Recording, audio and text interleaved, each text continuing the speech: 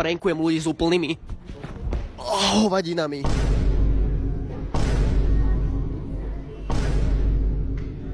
Dobrý deň. Prosím vás, ja mám taký problém, ja vám poviem diagnózu a vy mi dáte lieky však. Ja vám to poviem v rýchlosti, mňa po nociach naháňa toaleta Skibidi Toilet. To je taký záchod, z ktorej trčí hlava a mňa to naháňa a ja nemôžem sa spávať. Na lekára. Ale nejaký liek, prosím vás, a takto sa presne trasiem, keď ju vidím. Musíte k lekárovi. Takéto lieky vôbec nie sú voľno predajné, takže tam určite k lekárovi, dobre? A vy ste to ešte... nejaký problém, tak potom na pohotovosť. Ale to je normálna diagnóza nejaká, či nie? Takéto lieky nie sú voľno predajné, môžem vám dať niečo na upokojenie trošku. Ale ja nepotrebujem upokojiť, ja sa toho nebojím, to je iba záchod, z ktorého trčí hlava.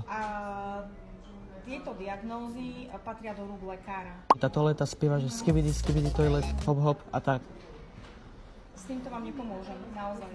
Toto sa treba obrátiť na lekára, ak je to taký stav, treba ísť na pohotovosť. Takže keď spieva toaleta, je to stav? Je to zjavne nejaký zdravotný problém, ktorý patrí do rúk lekára. Tak treba sa obrátiť na lekára. To chcete povedať, že som chorý na hlavu? Aha. Dobre.